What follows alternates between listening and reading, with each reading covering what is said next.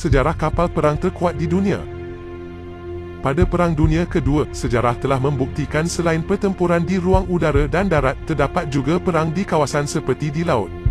Perebutan kuasa di kawasan laut juga memainkan peranan yang penting berikutan sesetengah negara yang terpaksa menggunakan laluan laut sebagai cara untuk menjajah atau menyerang negara-negara lain. Seperti mana sejarah pernah membuktikan bahawa pengkalan tentera laut yang paling kuat di dunia ketika itu adalah Pearl Harbor yang menempatkan berpuluh armada laut yang dimiliki oleh Amerika Syarikat. Namun video kali ini kita cuba memaparkan kisah sejarah yang terungkap mengenai kapal perang paling terkuat di dunia yang pernah dicatatkan dalam sejarah Perang Dunia Kedua. Kapal yang dimaksudkan adalah kapal perang yang diberi nama Bismarck. Kapal buatan Jerman itu mulai dibina pada 16 November 1935 serta mengambil masa hampir 4 tahun dalam pembinaannya sebelum dilancarkan pada 14 Februari 1939. Bismarck juga telah ditauliahkan pada 24 Ogos 1940 melalui perasmian yang telah dilakukan oleh Jeneral Perang yang paling ditakuti di dunia waktu itu iaitu Adolf Hitler. Kapal sepanjang 251 meter dan kadar berat yang mencecah 41,700 tan itu boleh memuatkan seramai 2,200 kru dan anak kapal dalam satu masa. Sejarah awal Empayar Jerman. Reka bentuk kapal Bismarck dimulakan pada awal tahun 1930-an dan berdasarkan kepada reka bentuk kapal perang jelajah dari kelas Deutschland dan dari kelas kapal tempur Gneisenau.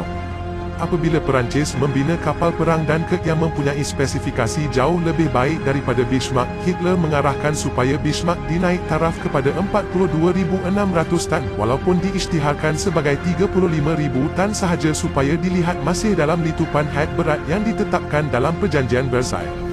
Dengan muatan penuh, Bismarck dan Tirpitz, kapal sekelas dengannya, mempunyai sesaran berat melebihi 50,000 tan. Kapal Bismarck dibina untuk memerangi kapal-kapal komersil. Bismarck mempunyai alur yang lebar untuk memberikan kestabilan semasa laut bergelora di Atlantik Utara. Bismarck juga mempunyai ruang simpanan bahan api yang besar seperti mana kapal perang jelajah yang dibina untuk beroperasi di Lautan Pasifik. Bismarck boleh bersaing dengan mana-mana kapal perang jelajah hak milik tentera laut diraja British ataupun tentera laut Perancis. Jarak senjata utamanya akan membolehkan Bismarck memusnahkan perkapalan komersil yang dijumpai. Jikalau Bismarck berjaya menyusup masuk ke Lautan Atlantik, kesan kerosakan yang dibawa akan memudaratkan Britain dan Perancis. Konvoi pasukan berikat dalam keadaan bahaya selagi mana Bismarck berleluasa di Atlantik. Pertempuran paling ganas di dalam sejarah laut.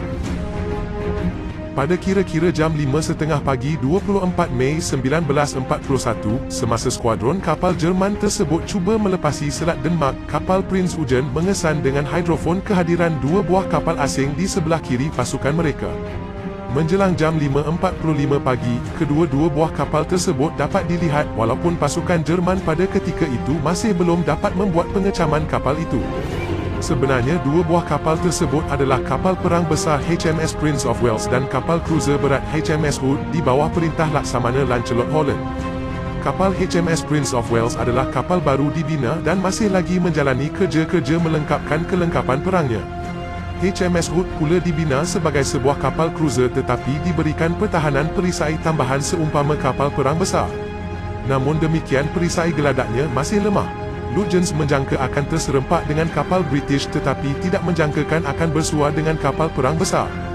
Pada jam 5.49, Laksamana Holland mengarahkan kedua buah kapalnya melepaskan tembakan ke arah Prinz Eugen, menyangkakan kapal itu kapal Bismarck. Mereka bernasib baik kerana kapten kapal HMS Prince of Wales menyedari kesilapan itu dan membetulkan tenangan ke arah kapal Bismarck.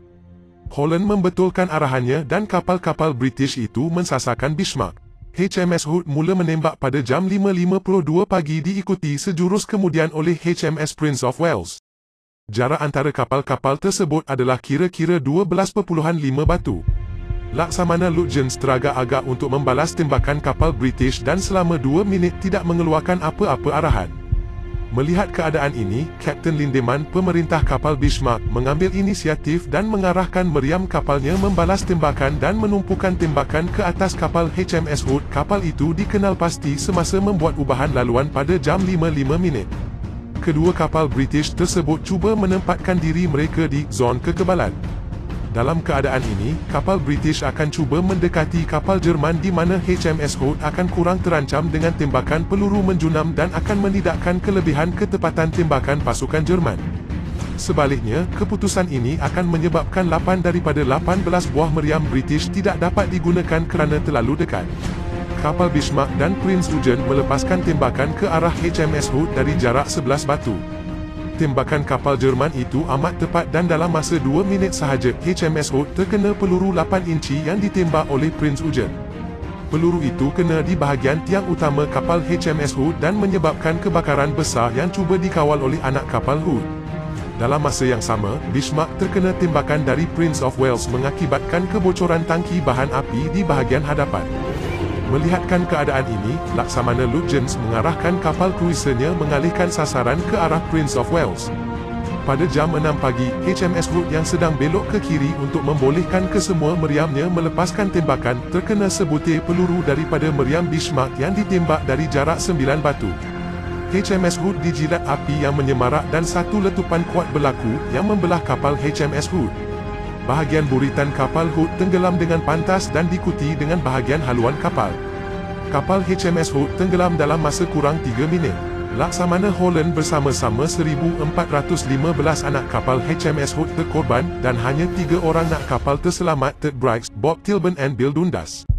Mereka diselamatkan oleh kapal pembinasa HMS Electra 2 jam kemudian. Jabatan Admiralty British merumuskan letupan kuat yang memusnahkan HMS Hood hanya mungkin berpunca daripada terkena peluru meriam 15 inci di bahagian tempat simpanan pelurunya, menyebabkan simpanan peluru meletup. Prince of Wales terpaksa membelok ke arah kapal Jerman untuk mengelak puing peninggalan HMS Hood. HMS Prince of Wales terkena beberapa das tembakan, tetapi beberapa tembakannya berjaya mengenai kapal Bismarck. Kapal HMS Prince of Wales mengundur diri dilindungi dengan skrin asap apabila meriam bahagian belakang tidak lagi dapat dikawal. HMS Prince of Wales terkena 7 tembakan dan kerosakan mekanikal menyebabkan semua kecuali sepucuk daripada meriamnya tidak dapat digunakan. Bismarck dan Prince Eugen pula melarikan diri apabila mereka ingatkan mereka mengesan bunyi torpedo dengan kemunculan sebuah kapal terbang Short Sunderland. Walaupun Kapten Lindeman mahu mengejar HMS Prince of Wales untuk memusnahkan kapal tersebut, cadangannya disangkal oleh Lutyens kerana takut bertembung dengan lebih banyak kapal British. Bismarck juga mengalami kerosakan dan pertembungan dengan kapal British akan menggagalkan tugasan utama Bismarck iaitu menyerang dan memusnahkan konvoi British. Dalam masa 20 minit sahaja, Bismarck berjaya memusnahkan sebuah kapal besar British dan memaksa sebuah lagi kapal melarikan diri. Keadaan itu tidak pernah terjadi dalam sejarah tentera laut diraja British dan Admiralty British mengadakan jawatan kuasa penyiasatan khas melihat perkara ini. Bismarck masih belum selamat kerana British mengetahui kedudukan mereka dan radar bahagian hadapan kapal Bismarck pula rosak terkena tembakan British. Salah satu tembakan yang mengenai kapal Bismarck menyebabkan kebocoran tangki bahan api yang mengakibatkan pencemaran bahan api yang disimpan. Bismarck terpaksa mengurangkan kelajuan kepada 20 knot untuk menjimatkan bahan api. Lutyens akhirnya membuat keputusan untuk mendapatkan pembaikan kapal Disti, Nazaire dan mengarahkan kapal-kapal Jerman itu berlayar menuju pelabuhan tersebut. Pasukan British mengekori kedua-dua kapal tersebut. Kapal HMS Prince of Wales dengan bantuan HMS Suffolk dan HMS Norfolk terus membayangi kapal Jerman itu. Pada satu ketika, Bismarck membuat perubahan haluan untuk memberikan peluang kepada Prince Eugen untuk melepaskan diri. Peristiwa tenggelamnya kapal terkuat di dunia. Sekuat mana kita sekalipun, akhirnya pasti akan tewas juga. Begitulah nasib yang menimpa kapal perang terkuat di dunia seperti Bismarck. Pada pagi hari Selasa, 27 Mei HMS Rodney dan HMS King George V mendekati Bismarck dengan keadaan kapal Bismarck disinari mentari pagi dan matahari berada di belakangnya. HMS Rodney bergerak ke utara untuk membolehkan meriam-meriamnya menembak Bismarck sepanjang kapal tersebut. HMS King George V pula bergerak supaya dapat menggunakan meriam untuk membedil Bismarck daripada sisi. Bedilan bermula jam 9 pagi. Bismarck membalas tembakan, tetapi ketidakupayaannya mengemudi menjejaskan ketepatan tembakan dan juga keupayaan tembakannya. Kelajuannya juga berkurangan sehingga menjadi 7 knot. Bismarck kini menjadi sasaran mudah. Bismarck terkena beberapa tembakan. Pasukan British dibantu dengan ketibaan cruiser HMS Norfolk dan HMS Dorsetshire. Satu tembakan serentak salvo mengenai pusat kawalan Bismarck menyebabkan ramai pegawai kanan terbunuh dan dalam masa 30 minit sahaja, kesemua meriam Bismarck tidak lagi dapat digunakan. HMS Rodney menghampiri sehingga jarak 1.5 batu untuk memusnahkan Bismarck. Tetapi Bismarck enggan mengalah dan panji-panjinya masih berkibar. Dengan keengganan Bismarck menyerah diri, pasukan British keberatan untuk meninggalkan Bismarck. Tetapi keadaan bahan api dan bekalan peluru yang tidak sedikit memaksa pihak British berundur dan meninggalkan Bismarck sendirian dengan pengetahuan bahawa kapal Bismarck tidak mungkin dapat berlayar memasuki mana-mana pelabuhan. Walaupun struktur luar Bismarck rosak teruk, bahagian enjin masih berfungsi dengan baik.